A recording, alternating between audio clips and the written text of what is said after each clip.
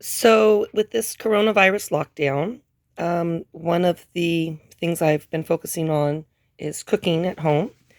Um, and I know that people are also, some people are struggling with having enough to eat or having good food.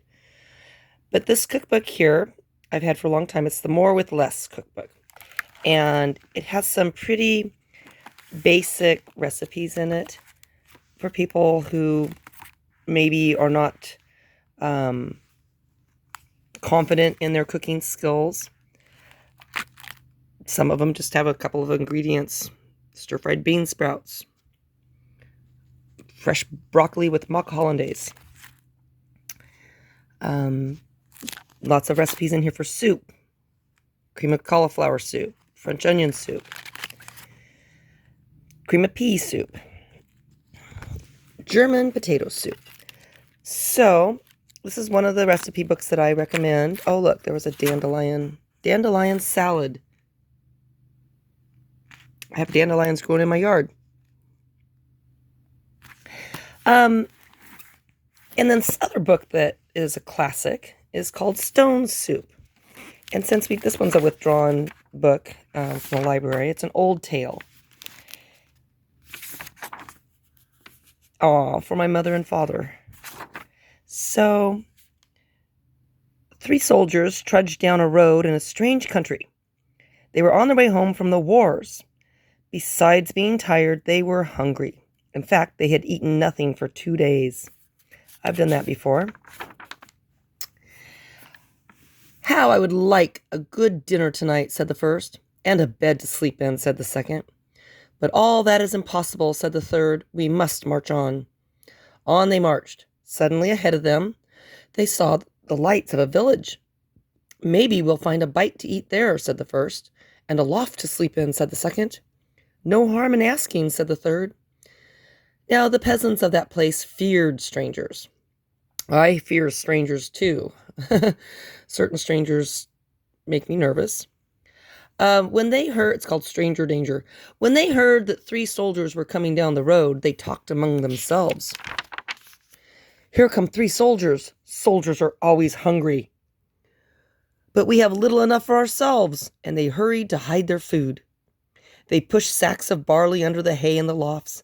They lowered buckets of milk down the wells. They spread old quilts over the carrot bins. They hid their cabbages and potatoes under the beds. They hung their meat in the cellars. They had all they had to eat. Then they waited. The soldiers stopped first at the house of Paul and Francois. "Good evening to you," they said. "Could you spare a bit of food for 3 hungry soldiers?" "We have no food for ourselves for 3 days." "We have had no food for ourselves for 3 days," said Paul. Francois made a sad face. "It has been a poor harvest." The 3 soldiers went on to the house of Albert and Louise. "Could you spare a bit of food? And have you some corner where we could sleep for the night?" "Oh, no," said Albert. "We gave all we could spare to soldiers who came before you." "Our beds are full," said Louise. At Vincent and Marie's, the answer was the same. It had been a poor harvest, and all the grain must be kept for seed. So it went through the village. Not a peasant had any food to give away. They all had good reasons. One family had used the grain for feed. Another had an old sick father to care for. All had too many mouths to fill.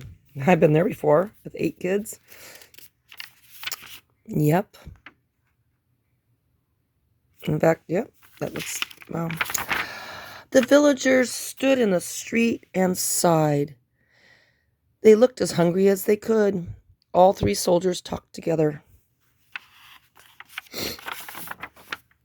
Then the first soldier called out, "Good people!" The peasants drew near.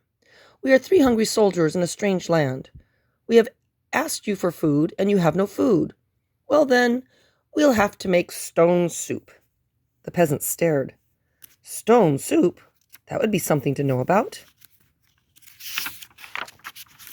"First, we'll need a large iron pot," the soldiers said. The peasants brought the largest pot they could find. How else to cook enough? "That's none too large," said the soldiers, "but it will do. And now water to fill it and fire to heat it." It took many buckets of water to fill the pot. A fire was built on the village square, and the pot was set to boil. And now, if you please, 3 round, smooth stones. Those were easy enough to find. The peasants' eyes grew round as they watched the soldiers drop the stones into the pot. Well, I hope they washed them first.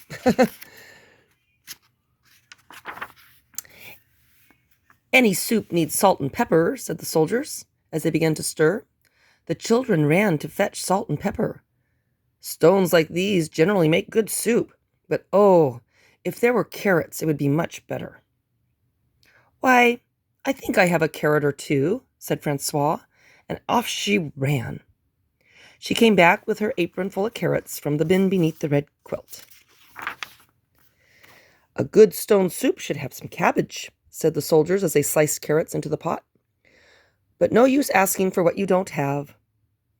I think I could find a cabbage somewhere, said Marie, and she hurried home. Back she came with 3 cabbages from the cupboard under the bed.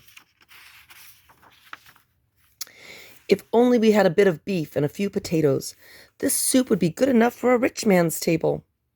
The peasants thought that over. They remembered their potatoes and the sides of beef hanging in the cellars. They ran to fetch them. A rich man's soup, and all from a few stones. It seemed like magic. Ah, sighed the soldiers as they stirred in the beef and potatoes. If only we had a little barley and a cup of milk. This soup would be fit for the king himself. Indeed, he asked for just such a soup when last he dined with us. The peasants looked at each other. The soldiers had entertained the king?